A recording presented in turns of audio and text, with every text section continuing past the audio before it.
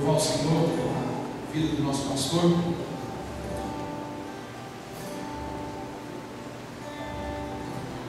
Eu publiquei lá na internet, de fato foi um presente a oportunidade de receber o Senhor aqui. O pastor estava com alguns outros compromissos e não estaria conosco aqui.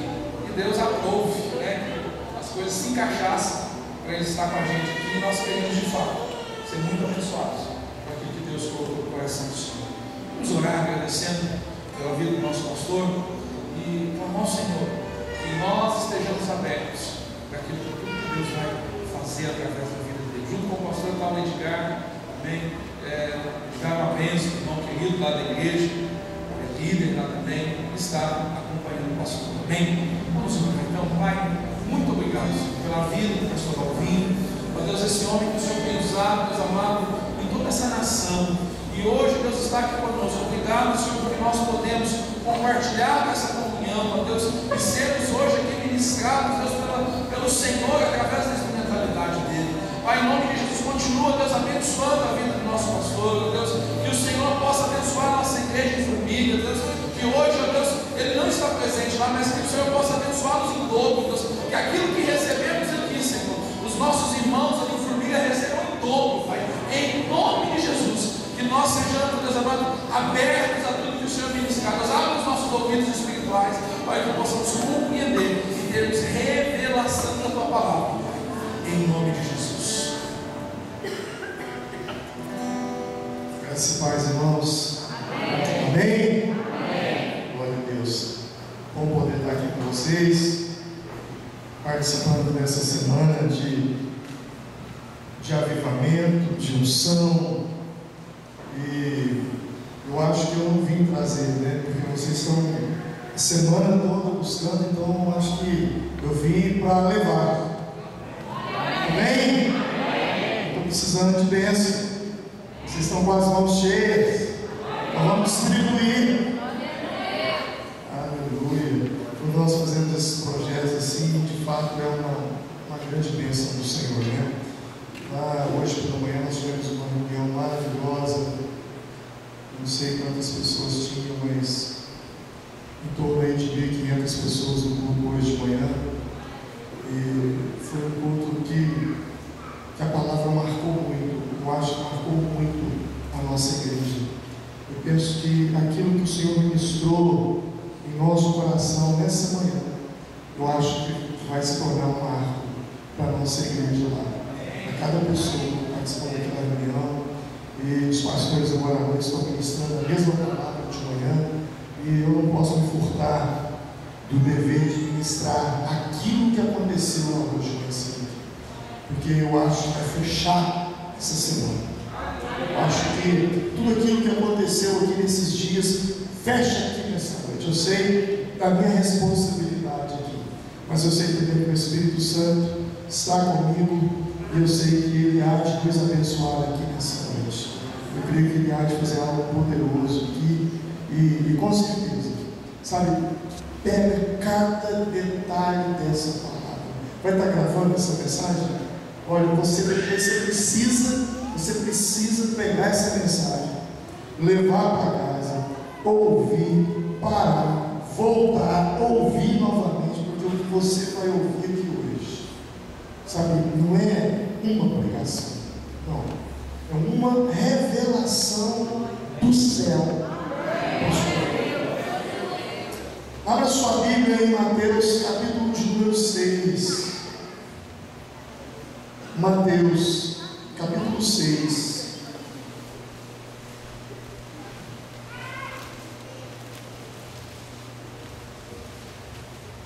Mateus 6. Versículo de número 24 a seguir.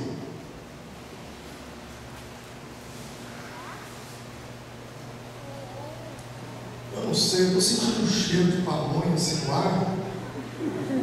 Está acontecendo esse fenômeno aqui em São Sebastião, no oeste? Hein ou não? Ah, não? Não, não estou tendo uma revelação. Mateus 6, versículo de número 24. Ninguém pode servir a 2 senhores, pois odiará um e amará o outro, ou se dedicará a um e desprezará o outro. Vocês não podem servir a Deus e ao dinheiro. Portanto, eu lhes digo: não se preocupem com as suas próprias vidas, quanto ao que há de comer ou beber, nem com seus próprios corpos, quanto ao que há de vestir. Não é a vida mais importante do que a comida, e o corpo mais importante do que a roupa. Observem as aves do céu: não semeiam, não colhem, não armazenam em celeiros, contudo, o Pai Celestial as alimenta. Não tem vocês mais valor do que elas? Deus está perguntando aqui: você vale mais que um pardal? Sim ou não? Sim ou não? Vamos continuar. Quem de vocês, por mais que se preocupe, pode acrescentar uma hora que seja a sua vida? Porque vocês se preocupam com as roupas. Vejam como crescem os lírios do campo. Eles não trabalham, nem tecem. Contudo, eu lhes digo que nem Salomão, em todo o seu esplendor, vestiu-se como um deles. Se Deus veste assim a erva do campo, que hoje existe, amanhã é lançada no fogo, não vestirá muito mais a vocês, homens de pequena fé? Diga comigo: homens de pequena fé. Homens de pequena fé. Portanto, não se preocupe, dizendo: que vamos comer, que vamos beber, que vamos vestir. Pois os pagãos, preste atenção nisso, pois os pagãos é que correm atrás dessas coisas. Mas o Pai Celestial sabe que vocês precisam delas.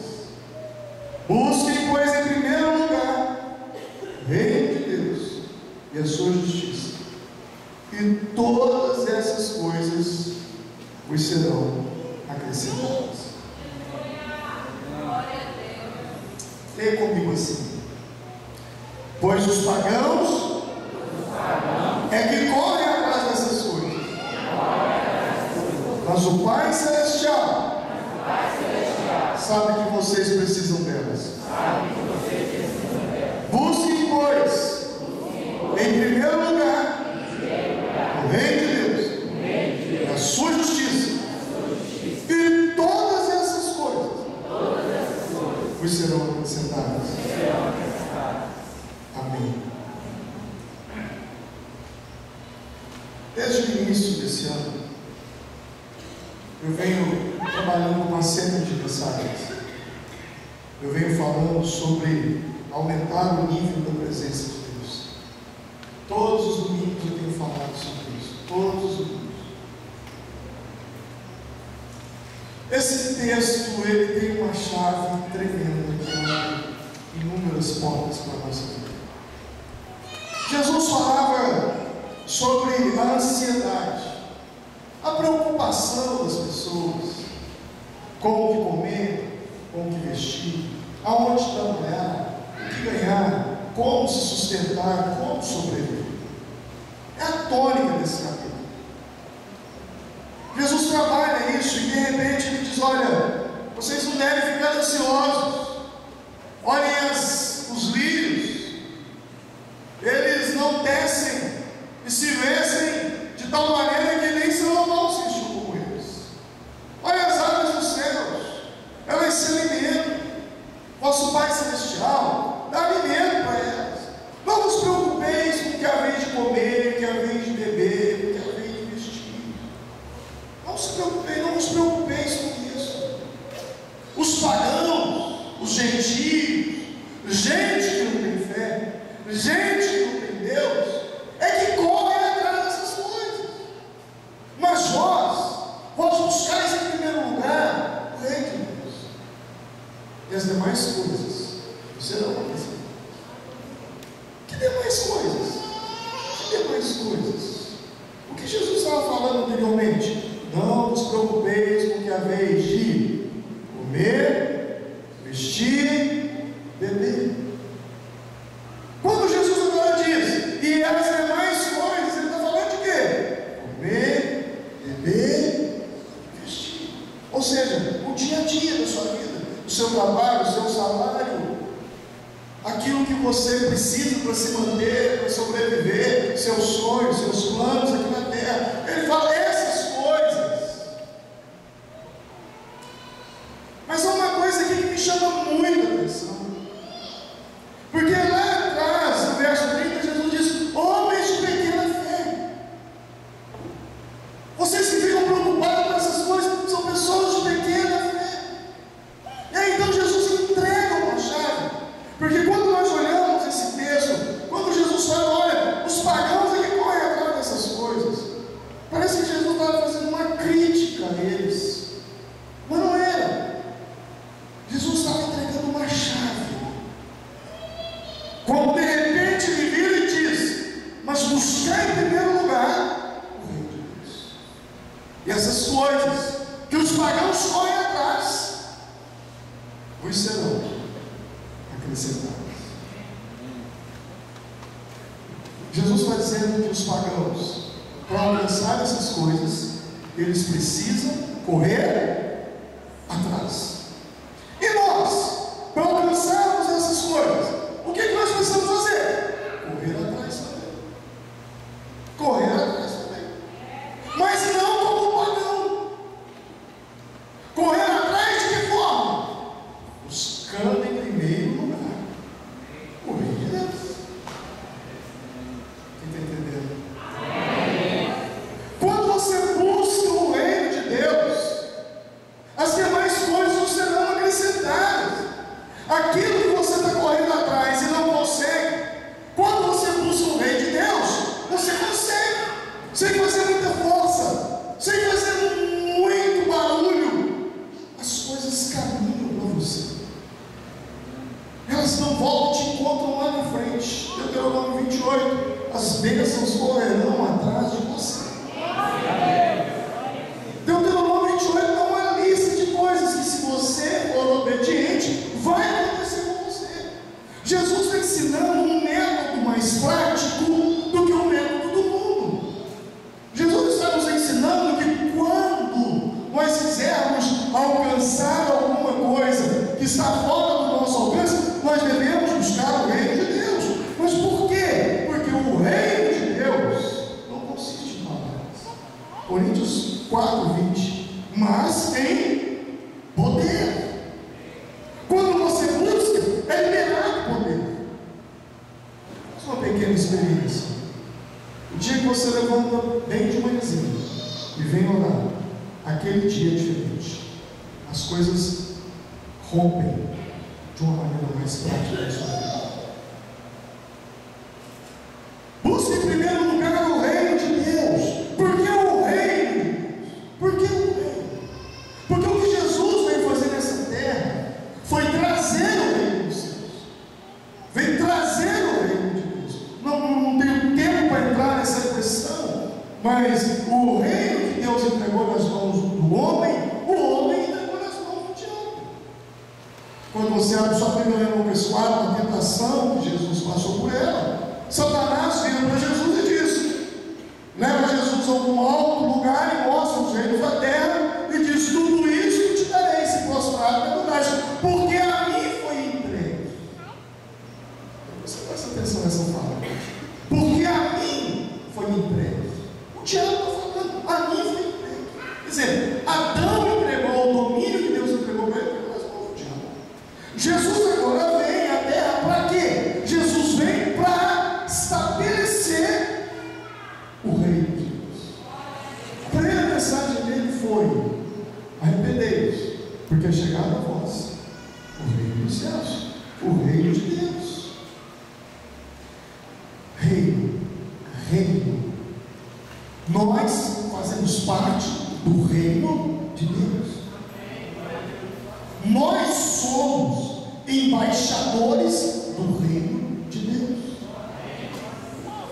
Eu tenho pregado 3, 4 vezes por ano no Brasil.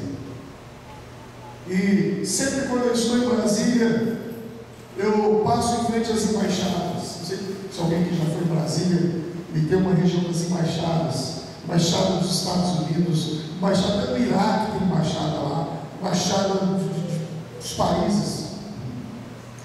Uma embaixada, ainda que ela seja uma embaixada americana, ou seja ela da Rússia, da Inglaterra, uma embaixada de uma outra nação que está no Brasil, ainda que ela esteja em solo brasileiro, aquele lugar onde a embaixada está não pertence ao Brasil. Você sabia disso? Pertence àquele país, é um território daquele país.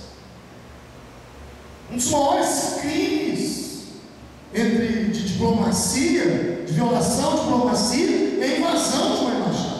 Porque se nós invadirmos a embaixada dos Estados Unidos aqui, é como se nós estivéssemos invadindo os Estados Unidos lá, e aí a guerra começa. Agora presta atenção nisso. Nós somos embaixadores. A Bíblia diz que nós somos embaixadores. Então diga comigo, eu sou embaixador. A pergunta que eu te faço é: o salário do embaixador americano é em real ou é em dólar? Não sabe. Ele é um embaixador dos Estados Unidos. Ele depende da economia brasileira, sim ou não? A embaixada é de quem? Aquela terra pertence ao Brasil ou aos Estados Unidos? Então, de quem é o salário do embaixador americano? De onde vem? Ele recebe em real ou em dólar? Se a economia brasileira tiver um caos, ele também vai entrar em caos? Por quê? Porque ele pertence ao reino dos Estados Unidos. Ele está aqui apenas representando os Estados Unidos. O estilo de vida dele não é baseado no Brasil, é baseado nos Estados Unidos. Ele não recebe R$880 por mês. O salário dele é baseado no salário americano. Quando um embaixador está representando seu reino em uma nação estrangeira, a sua renda não é baseada na nação estrangeira, mas é baseada em seu país.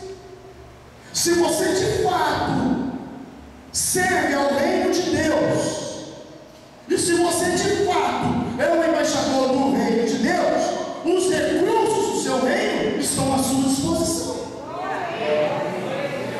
Há uma crise no Brasil, mas eu não sirvo ao Brasil, eu sirvo ao reino de Deus. Eu entro em crise quando o meu reino entra em crise. Se o meu reino entrar em crise, eu também entro em crise. Eu não dependo da economia do Brasil, eu dependo da economia do reino ao qual eu sou embaixador. Eu não dependo do governo Dilma, eu dependo do governo que me enviou na terra, que me estabeleceu como embaixador na terra dele.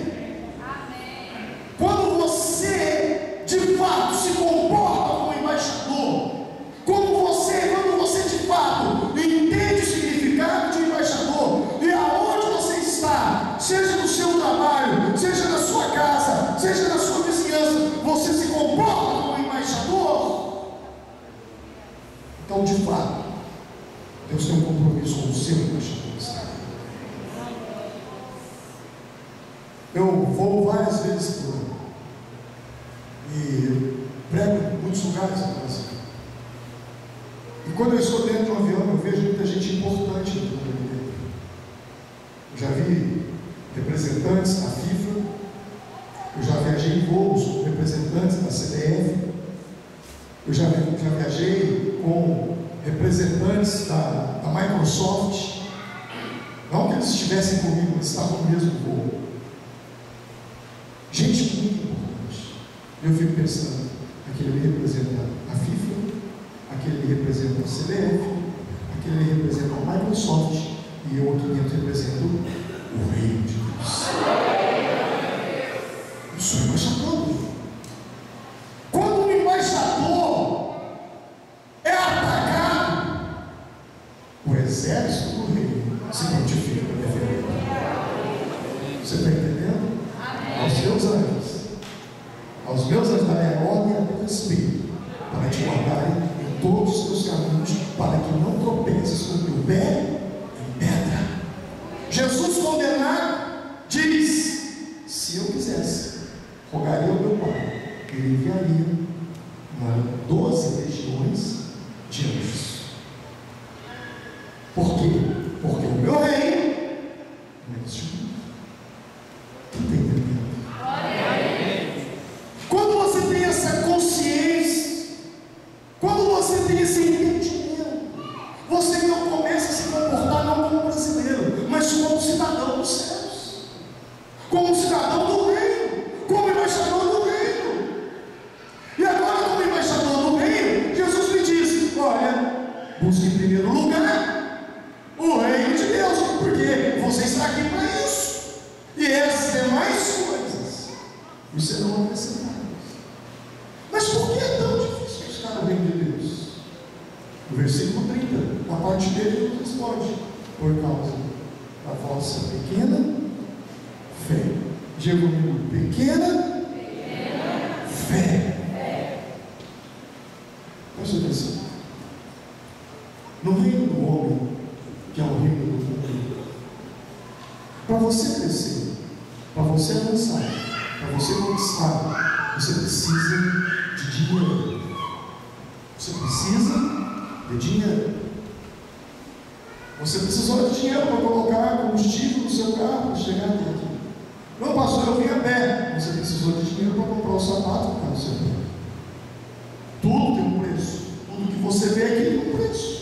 Nada está aqui sem que por detrás disso aqui exista dinheiro. Essa cadeira que você está sentado, ainda tenha sido ganho, mas custou dinheiro.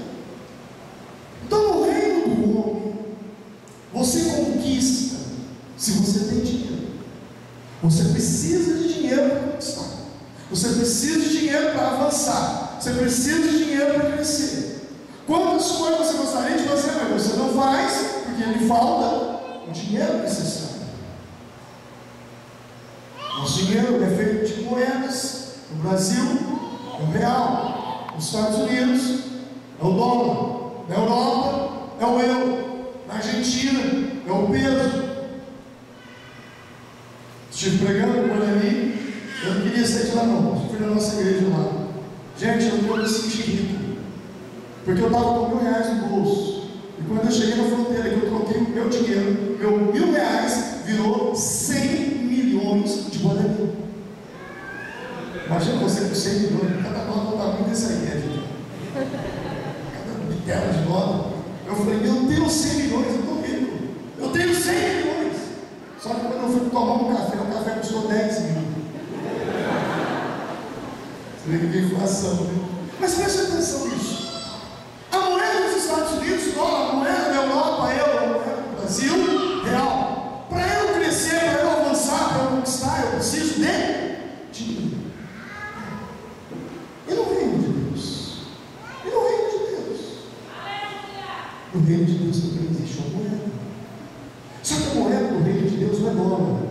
A moeda do reino de Deus não é real. A moeda do reino de Deus não é euro. A moeda do reino de Deus, o dinheiro do reino de Deus, se chama fé. Quanto mais você tem, mais você conquista. Quanto mais você tem, mais você avança. Quanto mais você tem, mais você cresce. Quem está entendendo? Amém. Muitas coisas que você, na verdade, não conseguiu, não é porque você não tem dinheiro, é porque te falta fé. Te falta fé. Jesus disse isso. Olhem os pássaros, olhem os lírios, homens de pequena fé. O que falta em nós é o dinheiro dos céus. E lembre-se do que eu estou dizendo: o dinheiro dos céus se chama fé. Se você tiver, você avança. O dinheiro da terra não consegue comprar uma cura. Eu conheço pessoas que têm muito dinheiro e estão morrendo. Mas o dinheiro do céu consegue comprar a cura. O dinheiro do céu consegue comprar aquilo que o dinheiro da terra não consegue. O dinheiro do céu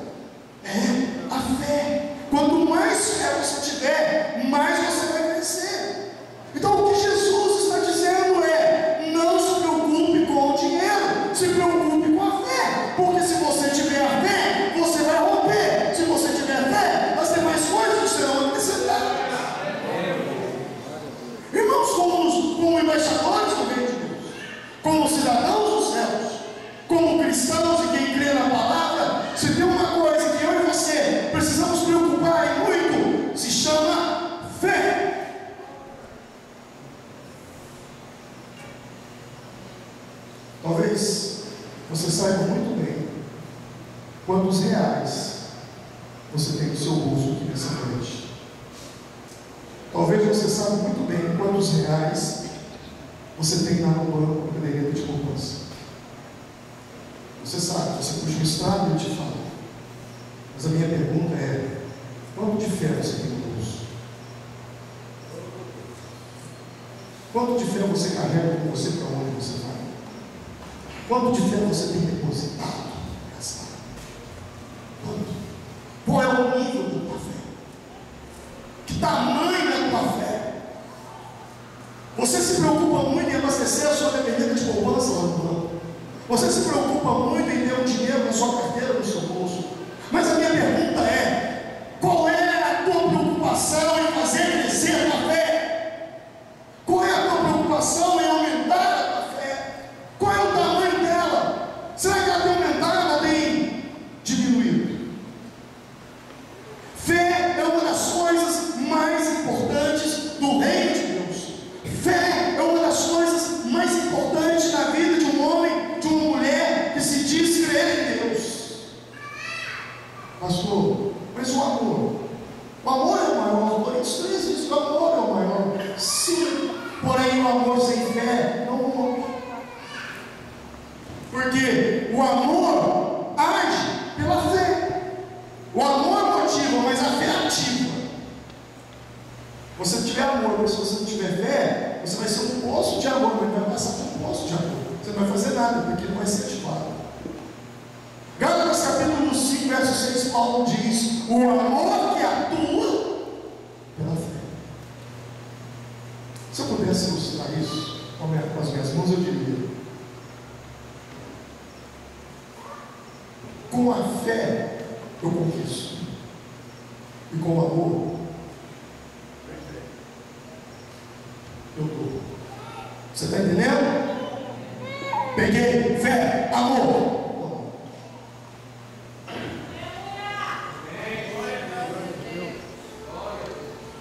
Fé é fundamental. Para começar, sem fé é impossível agradar a Deus. Sem fé, sem salvação. Porque na minha Bíblia está escrito em Efésios que a fé não é pela, que a salvação não vem pelas obras, mas a salvação procede da fé, que é dom de Deus. Se você não tem fé, você não é salvo. Se você não tem fé, nem perdão dos seus pecados você tem. Porque eu creio no perdão dos meus pecados pela fé no sangue de Jesus Cristo. Fé é fundamental. Por que as pessoas oram pouco? Por quê? Porque falta fé. Porque se você cresce em Hebreus 11:6, na parte B, quando diz: pois quem dele se aproxima precisa crer que ele existe e recompensa aqueles que o buscam. Então eu entendo que toda vez que eu buscar a Deus, eu serei recompensado. Toda vez que eu dobrar meu joelho e orar, eu serei recompensado. Toda vez que eu gastar meu tempo na presença de Deus, eu serei recompensado. Gastar tempo com Deus não é perder tempo, é ganhar tempo. Quem ora com fé entende que naquele momento ele está sendo galardoado, ou seja, recompensado. Deus está recompensando, alguma coisa está acontecendo na vida dele, porque ele está buscando Deus. Então eu tenho essa fé, que toda vez que eu abro a minha boca para falar com Deus, alguma coisa vai acontecer. Pastor, eu discordo que a fé é mais importante. Mais importante que a fé, pastor, é a obediência. E diz: quem obedece sem ter fé? Quem obedece? É impossível você obedecer a Bíblia sem ter fé. A fé ativa a obediência, a fé ativa o amor, a fé ativa o poder, a fé ativa. Agora presta atenção, nós confundimos uma coisa, nós confundimos crer com ter fé. Tem muita gente que crê, mas não tem fé. você pensou, agora só deu uma na cabeça. Crer e ter fé não é a mesma coisa? Não é. Tiago diz: se tu creres que há um só Deus, fazes bem, porque até os demônios creem e estremecem. Então, quando você chega no nível de crer, você está igualzinho ao diabo. Você evoluiu, você está igualzinho a ele. Mas os versículos anteriores a isso, Tiago diz que fé sem obras é morte. Então, qual é a diferença entre crer e ter fé? Fé é agir de acordo com aquilo que eu creio. Eu creio, apenas creio, só creio. Então você tem fé.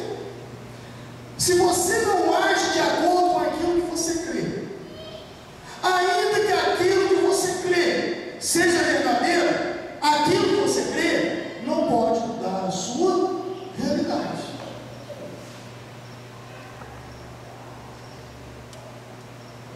Eu tenho um celular. Você crê que com esse aparelho aqui você é capaz de conversar com uma pessoa que está lá no Rio de Janeiro agora? Sim ou não? Você crê que é capaz de conversar com uma pessoa que está lá nos Estados Unidos? Você crê que você é capaz de conversar com uma pessoa que está lá no Japão? Eu também creio. Então vamos esperar para a gente conversar. Eu creio, vai dizer, uma coisa que eu não posso falar com outra pessoa, não. É mesmo? Então vamos esperar então. Vamos ficar aqui a noite inteira, a semana inteira. E vamos conversar? Sim ou não? Eu preciso pegar esse aparelho, digitar um número, escolher um operador e fazer a minha ligação. Aí eu falo. Não basta crer, é preciso agir. Quando você age de acordo com aquilo que você crê, isso se chama fé. Está me entendendo? Diga amém.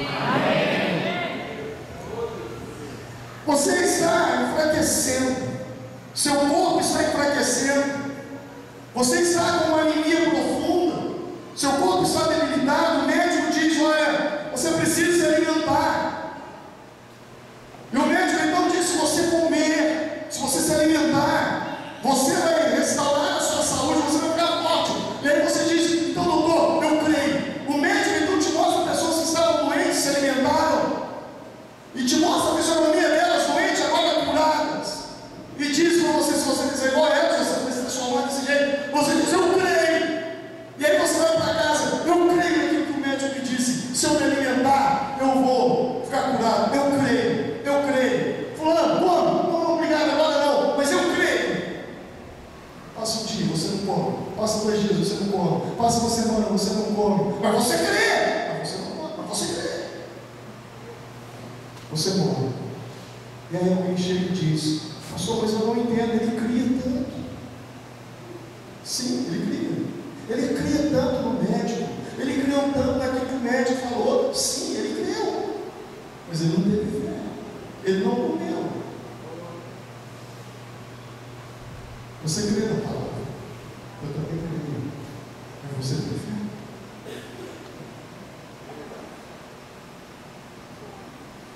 Fé é agir conforme você crê. E aí então você entra na oração e começa a orar, porque o pastor falou, então eu vou orar. Senhor, em nome de Jesus, o mundo está dizendo, o Brasil está dizendo que existe uma crise, mas a tua palavra diz que o Senhor é o dono do ouro e da prata, e eu creio na tua palavra. A tua palavra diz em Mateus capítulo 6, que se eu buscar o reino, eu não terei as demais coisas acrescentadas. Senhor, essa crise virá, mas 1000 virão à minha direita, 1000 virão do meu lado, 10.000 à minha direita, eu não serei atingido, porque a tua palavra diz: Senhor, em nome de Jesus, isso não vai acontecer comigo, porque eu creio. E você sabe assim, Aí alguém chega para você: ei, tudo bem? Tudo, graças a Deus. Rapaz, você viu a crise, está vindo problema? Nossa, eu estou preocupado com isso. Olha, eu estou com medo desse negócio. Olha, eu estou vendo falar que está vindo desemprego ali. Olha, espera aí. Cadê o cara que estava falando que viu o cairão ao seu lado e à sua direita? Cadê o cara que estava falando, cara? Você está entendendo? Espera aí. Pastor, então eu preciso fazer de conta que nada está acontecendo. Não. Eu não estou falando para você ignorar a realidade. Existe uma crise, ela está aí, mas em nome de Jesus, ela não vai me alcançar. E se ela me alcançar, Deus vai me resgatar dela. Porque eu dependo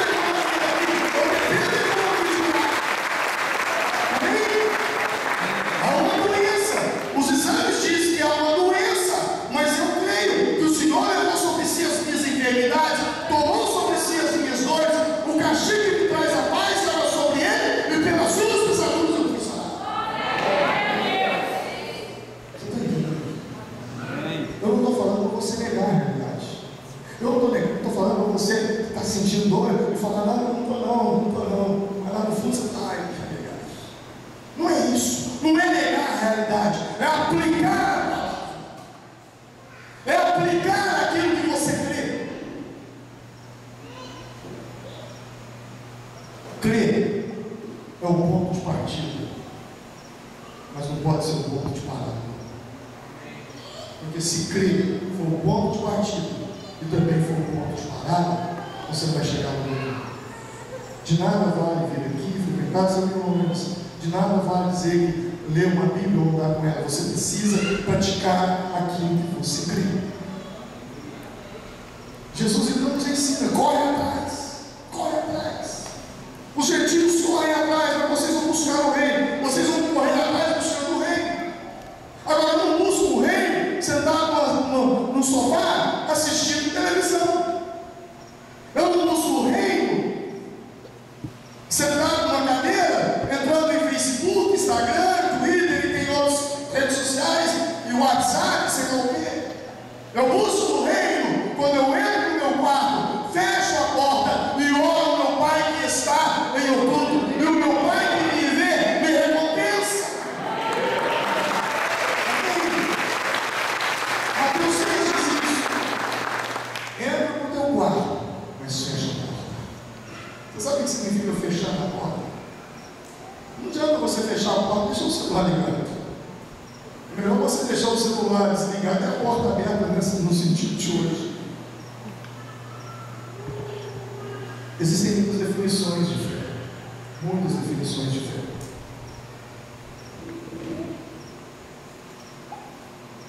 Mas eu prefiro ficar com as definições de Jesus. E o que Jesus chamou de fé? Marcos 2, Jesus estava em uma célula. Diga comigo: Jesus estava em uma célula. E apareceu tanta gente naquela célula que não tinha jeito de entrar. E aí havia 4 amigos que ouviram falar de Jesus, mas eles tinham um amigo paralítico. Eles ouviram falar de Jesus e eles creram. Por que eles creram? Porque a fé vem pelo ouvir. Eles ouviram.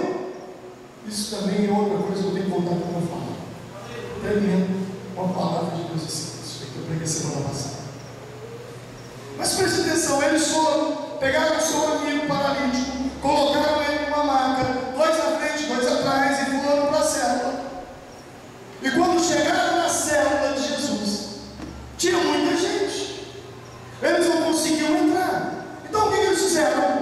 2 subiram no telhado, amarraram uma corda e içaram o pau. Quando os 2 estavam lá em cima junto com o paralítico, os outros 2 provavelmente deram a mão para os 2 que ficaram e eles subiram. E lá em cima eles procuraram: olha, Jesus já está conseguindo equilíbrio ali. Então foram com o paralítico andando em cima, a célula acontecendo embaixo. Eles removeram o telhado e desceram o paralítico. E a Bíblia diz que Jesus, vendo-lhes a fé. Pô, mas fé é algo invisível.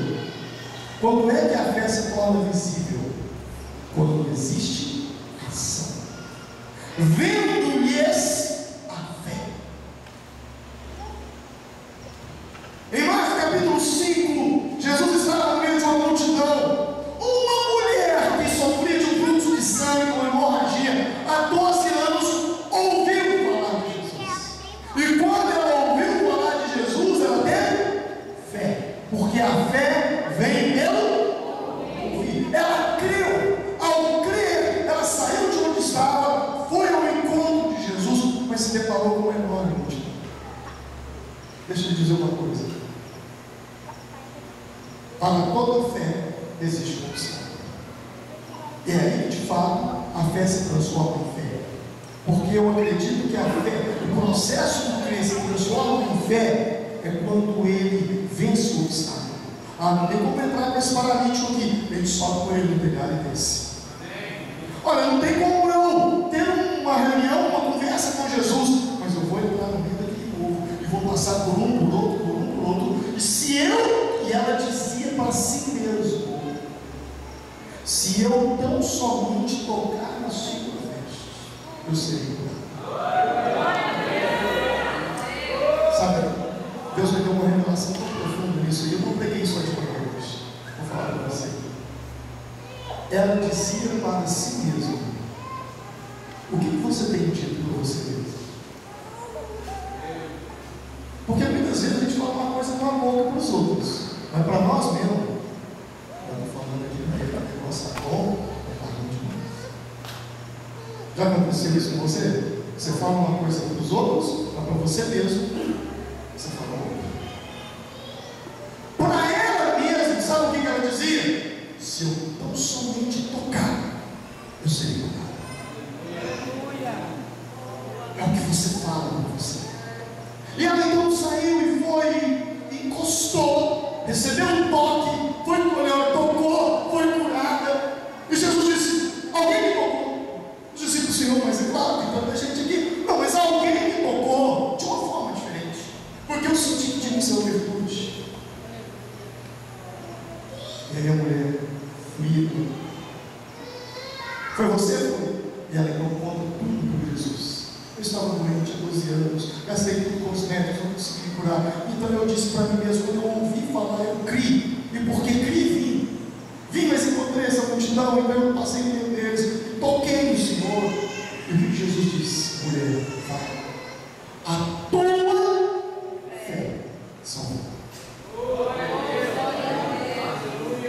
Bartimeu, cego de Jericó, sentado no mesmo lugar de todos os dias, porém houve um barulho diferente. Que multidão é essa? Alguém diz: é Jesus de Nazareno. Ele já tinha ouvido falar de Jesus.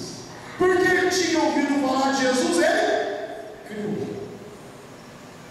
E quando ele então ouve que Jesus está ali, a sua crença se transforma em fé. Ele começa a gritar: filho de Davi, tem misericórdia de mim. Filho de Davi, tem misericórdia de mim. Aí aparece o obstáculo: cala a boca, ele não vai te ouvir. Ele poderia desistir, mas ele não tinha apenas, ele apenas não cria, ele tinha fé. E aí ele gritou mais alto ainda, até que Jesus ouviu e disse: traga ele aqui.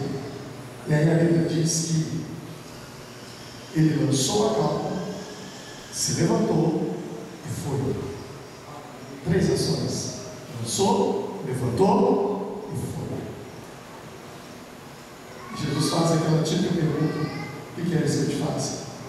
E ele então responde: que eu vejo. E Jesus fala o que para ele? A tua fé. Que fé? A fé de lutar, romper os obstáculos, não se intimidar diante deles, se levantar, saltar, jogar a capa e vir. Jesus estava andando com seus discípulos e de repente veio uma mulher gritando: Senhor, Senhor, Senhor. E Jesus nada.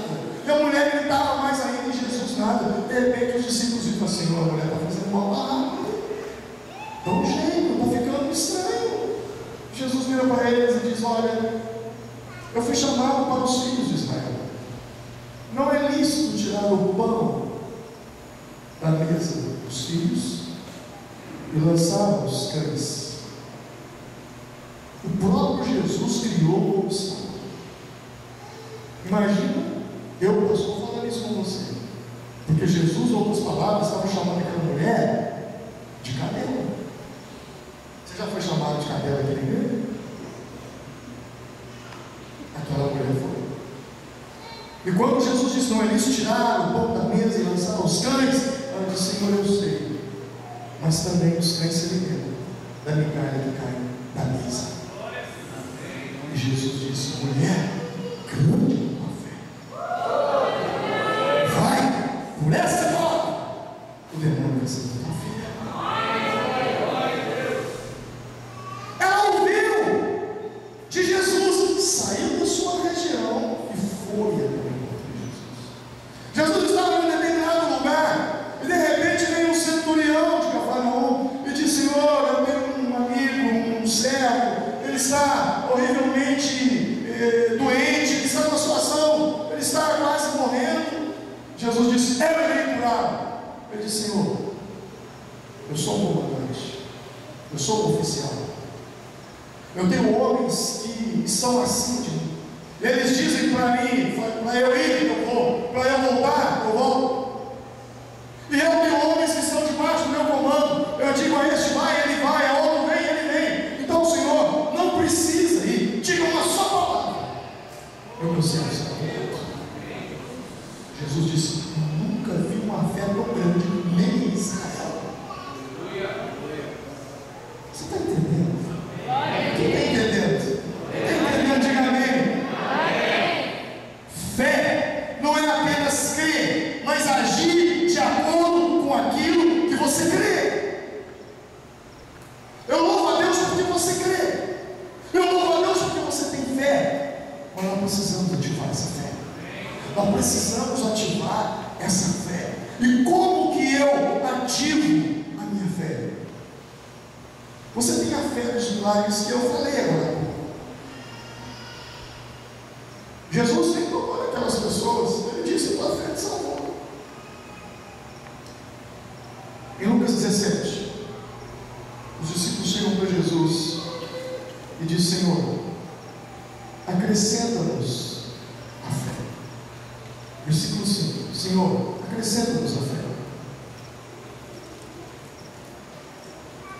Vamos trabalhar com a nossa mente ocidental.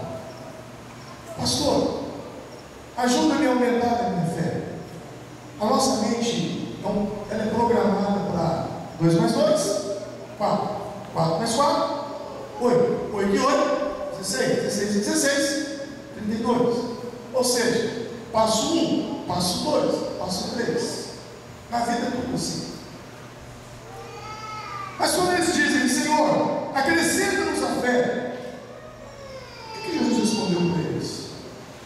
Se tiveres fé como um grão de mostarda, direis a esta moreira, desarraiga-te daqui e planta-te no mar, e ela vos obedeceria. Se tiveres fé, direis, falareis. O que Jesus está ensinando? Você precisa verbalizar a solução e não o problema. Só que no mundo que nós vivemos, das lamúrias e murmurações, nós verbalizamos mais o problema do que a solução. É isso que Jesus está nos ensinando. Em Lucas 11, os discípulos dizem, Senhor, ensina-nos a orar. E Jesus disse, quando orar, pense. Foi isso que ele disse? Não.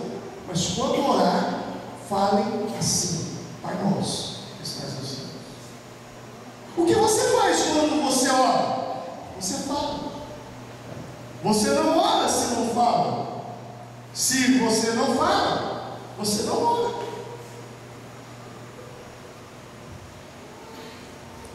Marcos 11, 23.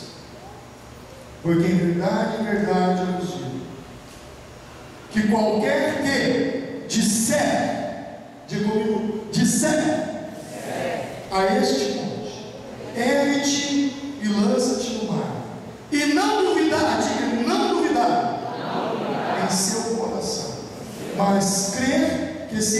falar aquilo que diz. Diga, diz. Tudo que disser, diga, disser. Será feito. Prestou atenção aqui nesse texto? O texto da fé, porque em verdade eu digo que qualquer que disser a este monte, ergue-te e lance-te no mar, e não duvidar no coração. A mulher falava consigo mesmo: se eu tocar, eu somente serei curada. Falar no coração é isso, é você dizer para você, porque não adianta você falar uma coisa com a boca e falar outra com o coração. Eu creio em nome de Jesus e as portas serão abertas. E no coração você diz: acho que não. E não duvidar, mas crer que se falar aquilo que diz, tudo que disser, será feito. É um alinhamento de palavras, atitudes e coração. Quando você alinha aquilo que você crê, com aquilo que você fala, com aquilo que você faz, o resultado é surpreendente. Gênesis 1. E a terra era sem forma e vazia. Outra tradução vai dizer que havia um caos sobre a terra, e o Espírito de Deus pairava.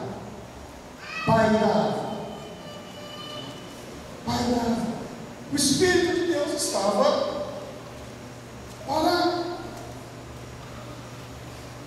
E disse Deus: haja luz. E de repente houve luz. O Espírito de Deus começou a falar. Haja separação entre terra seca e água. Houve separação. Haja separação entre dia e noite, luminares dos céus. A coisa começou a acontecer. Mas começou a acontecer quando ele abriu a boca. Muita coisa ainda não aconteceu com você, que você não abriu a boca. Muita coisa ainda não aconteceu porque você está calado. Quando você abre a boca, você ativa a fé e o Espírito Santo. Eu já estou terminando. O Espírito fica quieto enquanto você fica calado. Jesus não disse que nós temos que pensar, nós temos que falar. Mas aí vem uma pergunta: pastor, e se eu falar e não acontecer nada? E se eu falar e não acontecer nada? Eu te pergunto: e daí? Você já não tinha nada mesmo? Não é assim? O não, você já tem. Se você não fala, você já tem o não. Mas se você fala, pode ser que tenha o sim. Se o sim não vier, você não perdeu nada, porque o não você já tinha. Concorda? Concorda? O pastor está falando na outra. Na outra, o cara de uma agenda. Na outra, veio em Belo Horizonte. Eu virei para minha esposa, peguei meu celular e falei: o não eu já tenho. O não eu já tenho. Mas olha que ele veio. E aí, na outra, tudo bem? Está vindo a BH? Formigueiro está te esperando. Posso contar com você? Ele mandou a resposta: que dia? Eu falei: você está vindo quando? Eu prego na terça. Eu falo: segundo. Beleza, estou com você.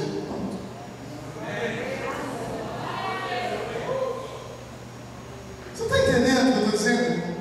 O não eu já tenho. Ah, eu orei para o enfermo, ele não foi curado. Ah, eu não orei a situação dele, continua do jeito. Mas vai que o Espírito de Deus ele recebe a cura. Agora, se eu não falar, ele nunca vai ser curado. É muito simples, gente. As coisas de Deus são muito simples. Simples. Então eu não preciso apenas falar. Agora, o problema nosso é que, pastor, eu falei, não deu certo, eu também falei ali, não deu certo, eu também falei lá, não deu certo. Deixa eu te dar uma pitadinha de uma outra revelação, outra palavra. João Batista, Jesus disse: dos nascidos de mulher, ele é maior. Dos profetas, é maior. E João Batista profetizou sobre Jesus. Jesus passou e João disse: eis aí o Cordeiro de Deus que tira o pecado. Jesus veio passando, João disse: eu batizo vocês com água, mas aquele que vem após mim vos batizará com fogo e com o Espírito Santo. João conhecia muito bem Jesus. E além do mais, além do conhecimento do Espírito, João era puro. Agora João é preso. João está sendo condenado. Ele já sabe, vão cortar-lhe o seu pescoço, sua cabeça vai ser servida numa bandeja. E João está esperando um dia, dois, um tempo. Jesus não vem, Jesus não faz nada. E João pregou o tempo todo que Jesus é aquele que tem o Espírito Santo e que ele veio para libertar os cativos. Mas eu estou cativo e ele não me liberta. Eu estou preso, ele não me tira daqui. Eu vou morrer e ele não faz nada. E então a dúvida entra no coração dele. João chama os seus discípulos e diz assim: vá até Jesus e pergunte se ele é o Cristo que havia de vir, se ele é o Messias, ou se nós devemos esperar o outro. João duvidou. Sua fé foi embaixo. E aí os discípulos vêm a Jesus e dizem: olha, João está preso, eu sei. João manda perguntar ao Senhor se o Senhor é o Messias, é o Cristo, ou se devemos esperar outro. O que Jesus fala? Sim, eu sou o Messias, porque está escrito lá em Isaías: eis que a Virgem dará a luz, conceberá, eis que a Virgem vai conceber, a Virgem vai dar a luz, eis. Foi isso que Jesus falou? O que Jesus disse? Diga para João: os cegos veem, os mudos falam, os surdos ouvem, aos pobres é pregado o Evangelho, e bem pregado é aquele que nos escandalizará. Presta atenção nisso. Presta atenção nisso. É simples, mas é profundo. Por que a fé de João caiu? E por que Jesus, ao invés de provar que era o Messias, mandou falar com ele os feitos que ele estava realizando? Diga a João: os mudos falam, os surdos ouvem, os cegos veem, os leprosos são limpos, os mortos são ressuscitados. Por quê? Porque João estava focando naquilo que Deus não fez. Toda vez que eu focar na oração que não saiu como eu queria que saísse, toda vez que eu focar naquilo que eu falhei, toda vez que eu focar naquilo que Deus não fez, a minha fé vai embaixo. Então Jesus disse: diga a João para focar nos mudos que falam, nos surdos que ouvem, nos cegos que veem, nos leprosos que são limpos.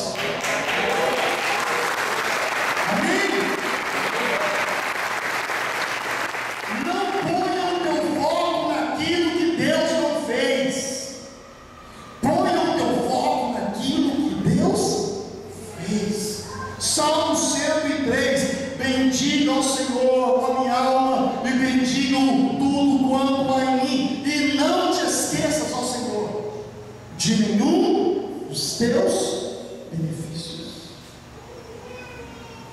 Quero trazer à memória o quê? Aquilo que me dá esperança. Eu preciso lembrar aquilo que Deus fez, porque quando eu lembro daquilo que Deus fez, eu crio fé para fazer mais. Mas toda vez que eu foco naquilo que Deus não fez, eu vou lá para baixo. Em 2015, muitas orações que você fez não foram respondidas, mas orações que você fez foram esses projetos.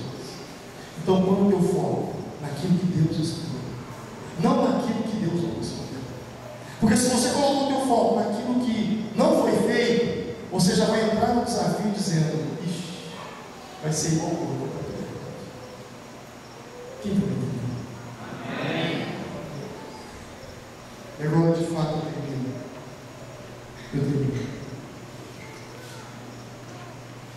O que Jesus mais procura, Deus? O quê? Eu te respondo. Aliás, eu não te respondo. Eu deixo ele mesmo responder.